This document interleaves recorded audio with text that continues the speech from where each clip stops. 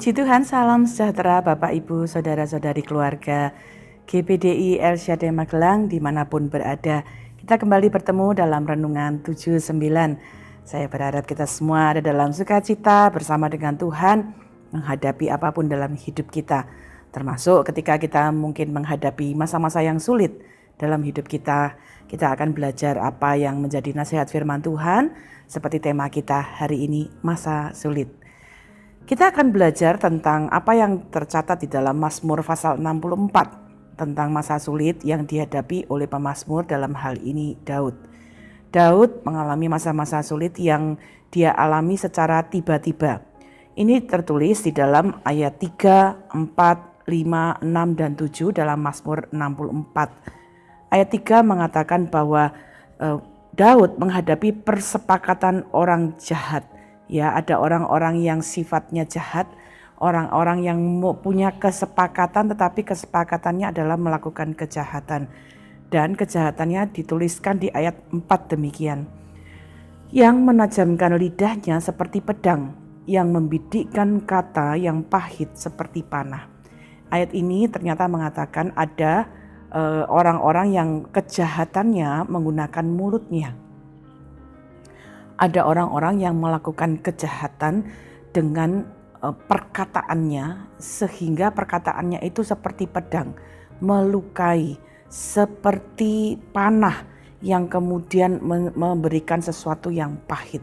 Ya, ini yang juga kita bisa belajar ya, bahwa Daud mengalami kesulitan ketika ada orang-orang yang merancangkan kejahatan, bahkan mulai dengan perkataan-perkataan mereka.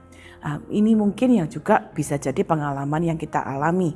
Kita mengalami kejahatan, mungkin bukan kejahatan secara fisik, tetapi kejahatan dari perkataan-perkataan orang yang melukai kita. Perkataan-perkataan orang yang membunuh karakter kita. Perkataan-perkataan orang yang memahitkan. Perkataan-perkataan orang yang menyudutkan tanpa alasan. Perkataan-perkataan orang yang menuduh tanpa bukti yang jelas. Nah, ini yang dialami oleh Daud. Bahkan tidak cukup sampai di situ. Ayat 5 dikatakan, untuk menembak orang yang tulus hati dari tempat yang tersembunyi. Sekonyong-konyong mereka menembak dia dengan tidak takut-takut. Ya, ini adalah sesuatu hal yang sangat umum kita dapat lihat sekarang ya. Ada orang-orang yang menyerang orang lain dengan perkataan, dan ketika perkataan itu bukan perkataan yang benar, ayat 5 ini menjadi salah satu hal yang kita bisa lihat, dikatakan, ditembakkan dari tempat tersembunyi. Ada orang-orang yang suka menyerang dengan kata-kata yang tidak benar, tetapi mengatakannya di balik orang yang dia katakan. Ya, mengatakan di belakang orang yang dia katakan. Kenapa? Karena tidak ada buktinya, karena tidak ada hal-hal yang kemudian dapat mereka buktikan dari perkataan mereka. Tetapi perkataan itu seperti pedang yang menyerang dengan sekonyong-konyong. Ayat 6, mereka berpegang teguh pada maksud yang jahat. Mereka membicarakan hendak memasang perangkap dengan sembunyi. Kata mereka, siapa yang melihatnya? Bapak Ibu bisa melihat masa-masa sulit bisa jadi pada seseorang ketika ada orang-orang yang dengan sembunyi memasang perangkap-perangkap, memasang jebakan-jebakan. Ayat yang ke-7, mereka merancang kecurangan-kecurangan. Kami siap, rancangan sudah rampung, alangkah dalamnya batin dalam hati orang. Kita dapat melihat bagaimana ada masa sulit yang dihadapi oleh pemazmur ya, ketika ada orang-orang yang dengan sengaja, dengan sembunyi-sembunyi ya, melemparkan perkataan-perkataan yang menjatuhkan dia. Tetapi mari kita belajar apa yang dilakukan Daud dalam masa sulit ini. Ya, kita bisa belajar sehingga kalau kita mungkin hari-hari ini mengalami ada orang-orang yang mungkin dulunya berkata baik tapi kemudian tiba-tiba berubah. Ya, perkataan-perkataannya menjatuhkan, tidak menjadi berkat dan sebagainya, kita bisa belajar beberapa hal. Mari kita lihat apa yang dilakukan oleh pemazmur Daud di dalam masa sulitnya. Ayat 1, 2, sampai 3 mencatat begini. Untuk pemimpin biduan Mazmur Daud. Lalu ayat 2, ya Allah, dengarlah suaraku pada waktu aku mengaduh. Jadi ternyata Daud waktu mengalami masa sulit juga mengalami masa yang tidak nyaman, dan menjadi sesuatu yang wajar untuk menaikkan satu keluhan, sesuatu pengaduan ya. Jadi waktu kita mengalami kesulitan, mengalami masa-masa sulit, adalah baik kita menaikkan ya pengaduan kita kepada Tuhan. Tuhan, ada orang yang memperlakukan seperti ini Tuhan, ada orang yang memperkatakan seperti ini Tuhan. Saya merasa hati saya sangat pahit, hati saya sangat kecewa.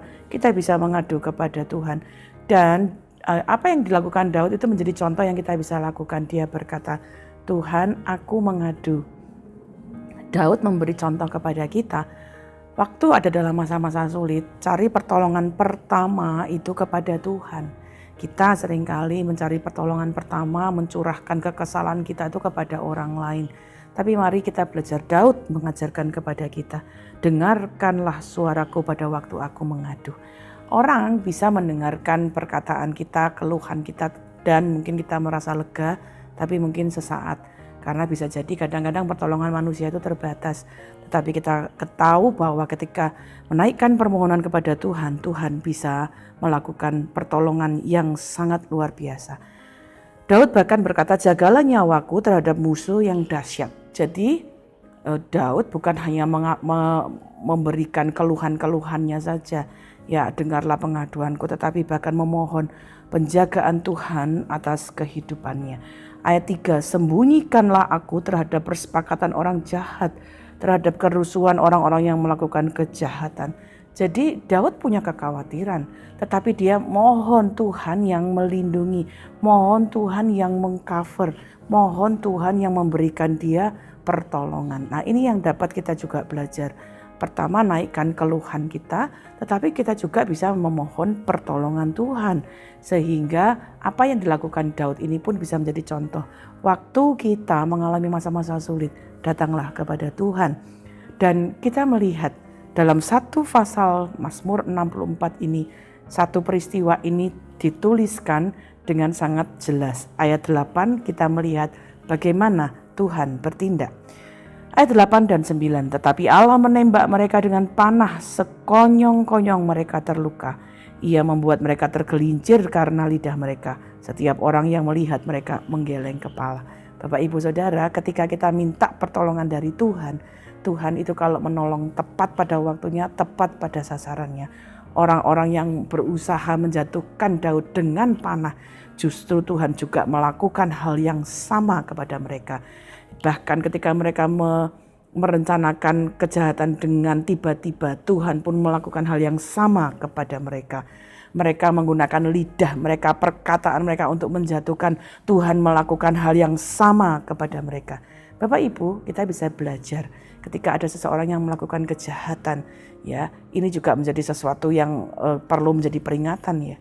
Ketika ada orang yang melakukan kejahatan, Tuhan bisa melakukan, bahkan membalikkan kejahatan itu mengenai mereka sendiri. Jadi jangan membalas kejahatan dengan kejahatan.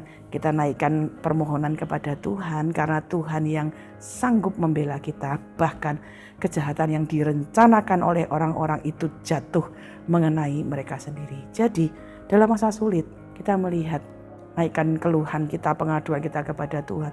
Mohon perlindungannya, kepastian, penghiburan, pertolongan itu datang dari Tuhan. Waktu kita mengeluh, menaikkan permohonan kita kepada Tuhan, Tuhan tidak pernah terlambat menolong kita. Sehingga ayat 10 dan 11 menjadi satu kesimpulan. Saya akan bacakan. Maka semua orang takut dan memberitakan perbuatan Allah dan mengakui pekerjaannya. Ayat 11. Orang benar akan bersukacita karena Tuhan dan berlindung padanya. Semua orang yang jujur akan bermegah. Jadi Bapak, Ibu, Saudara, waktu alami masa sulit, datang kepada Tuhan, nantikan pertolongan Tuhan. Tuhan kalau menolong itu akan sangat luar biasa. Sehingga kita bisa menyimpulkan, ya, di dalam Tuhanlah ada perlindungan, di dalam Tuhanlah ada pertolongan. Sehingga ketika kita terus hidup dalam kebenaran, ayat 11 berkata kita akan bersuka cita karena Tuhan. Karena Tuhan menjadi tempat perlindungan kita, sehingga seperti ayat 10 katakan kita bisa memberitakan perbuatan Allah dan mengakui pekerjaannya.